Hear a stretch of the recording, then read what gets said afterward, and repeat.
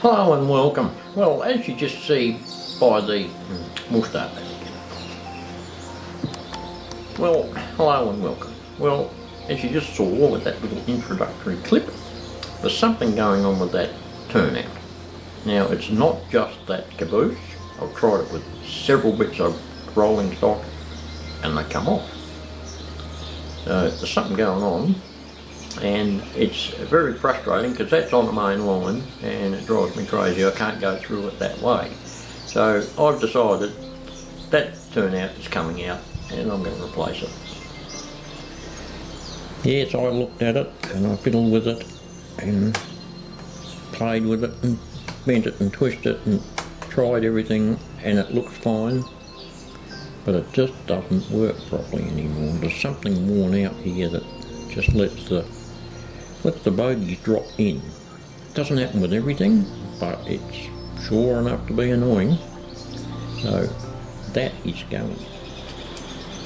Now in its place, I'm going to put this very long right-handed Shinohara point. So the corner will extend around here a little bit further so that it straightens up next to, so it goes next to the platform. And this point will go in about there.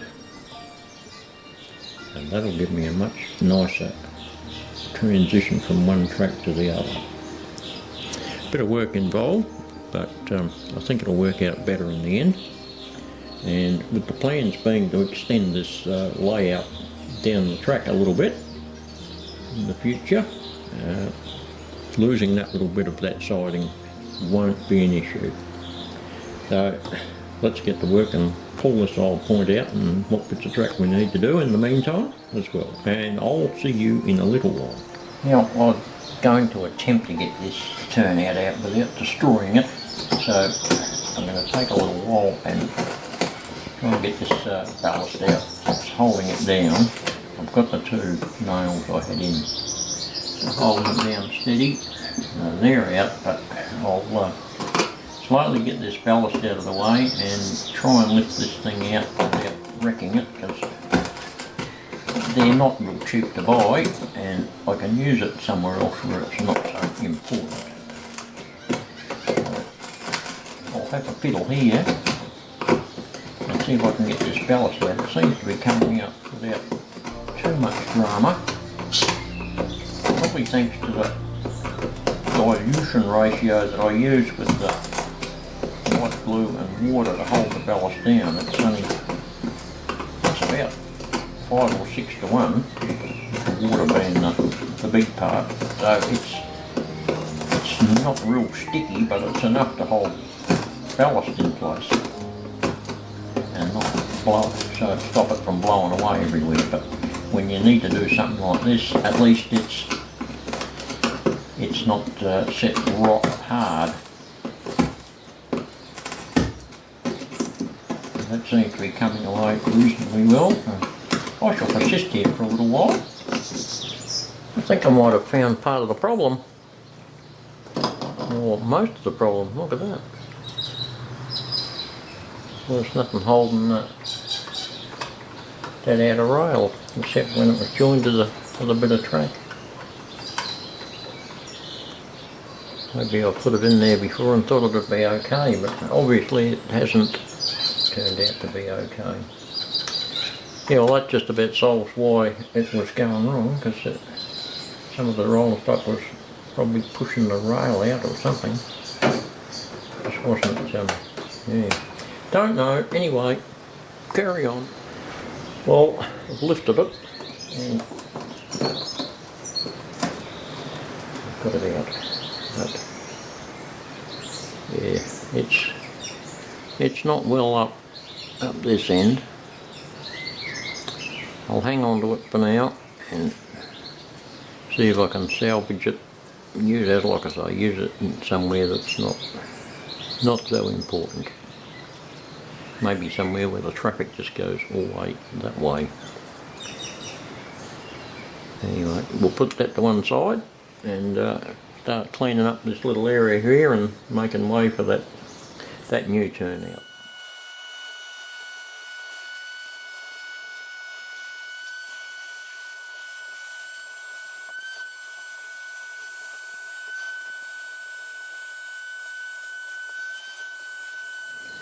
Alright, now we've cleaned up a bit. Took that old piece of flexi out because it's too short. I don't want to have too many joins, especially going around the corner.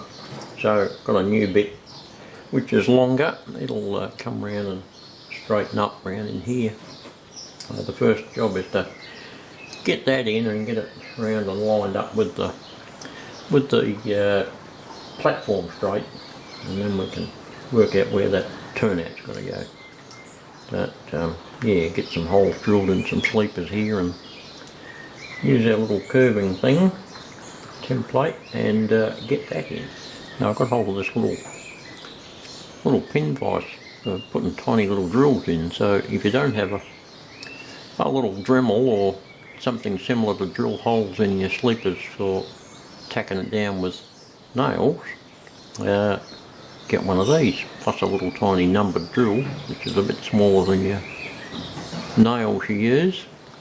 Drill a hole in the sleepers and when you put a nail in there it stops them from splitting.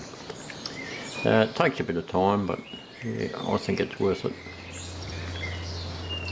I always put a couple of extra pins where there's a join, especially on a curve. It tends to keep the alignment of the track much more true. Learnt that over the years. Like most things, you learn from mistakes and how to rectify them so that it doesn't happen again. So yeah, I'll probably put 3 in there and one on the end of that turnout as well to hold that down. And then once that's in and that's all nice lined up, then we can start to curve it around towards the station. Now I hold my pins with a tiny little pair of pliers. Hold that in the hole and hit it with the hammer. That can save holding it with your fingers, and it's just too awkward with fingers because they're a lot fatter than a little tiny pair of needle nose pliers. You can use that to get started. Works out a lot easier and you don't end up hitting your fingers with a hammer. As little as it is, it can still do some damage. So we'll do that, get that lined up and get those 3 in, and then we'll curve.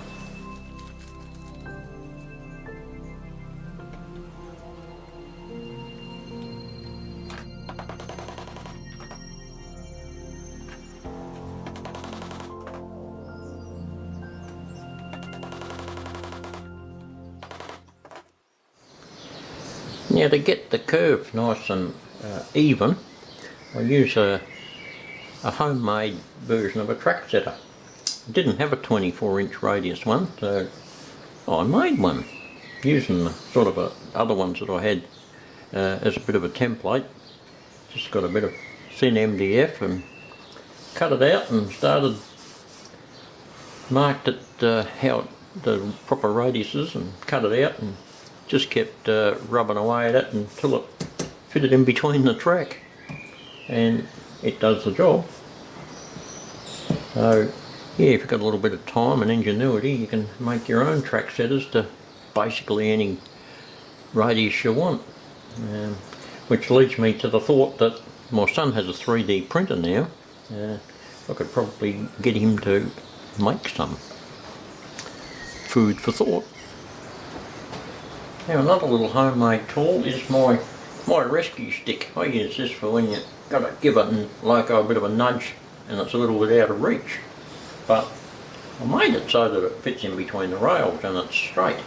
So it's ideal for lining up rails when you want to get a straight run to join 2 things together. A la just here.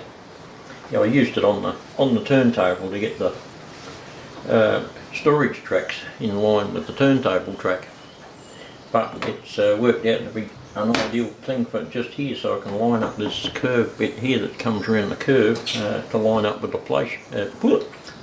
platform straight. So got that there, and so we'll put a little nail, drill a little hole, a few sleepers back. So you can sit that in there and gives that a bit of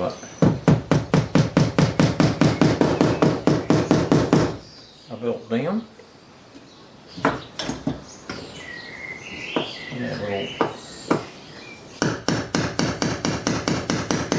well, punch on the job, and voila, those two tracks are lined up, and I'll nip that off straight, and that's where the point will go.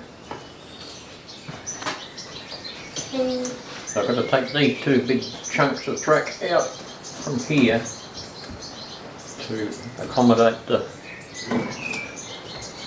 long turnout and the track that leads out of it to join back onto this one here. It's a little project. What you doing?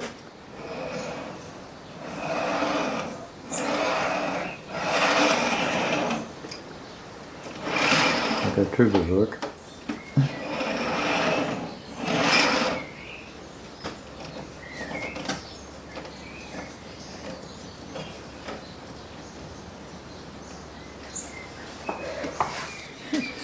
Well, I've cut a piece of track to fill in that gap in there where the turn-off leads out to the siding, or the loop, or whatever you want to call it.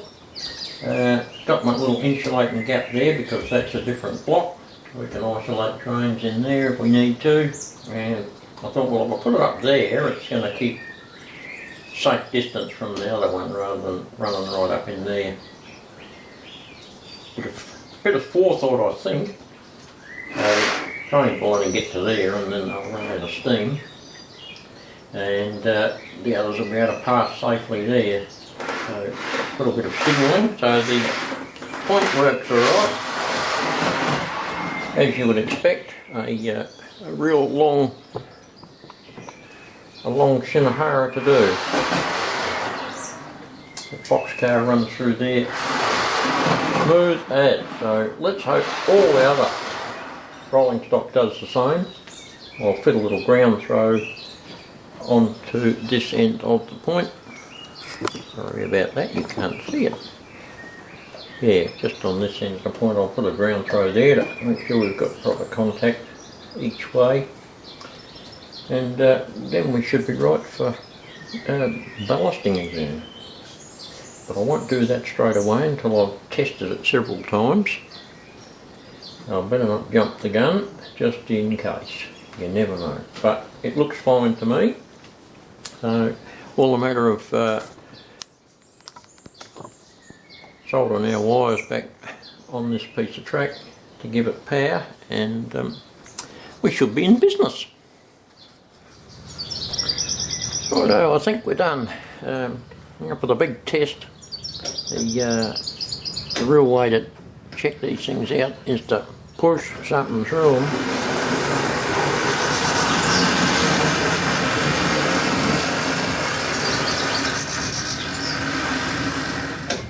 They seem to go fairly well.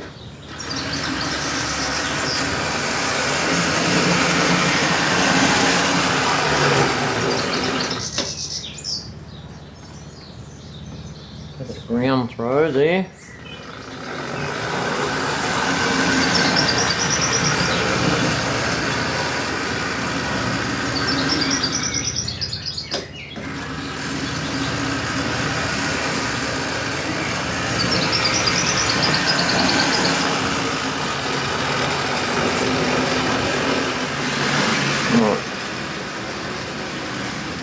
I think we'll call that a success.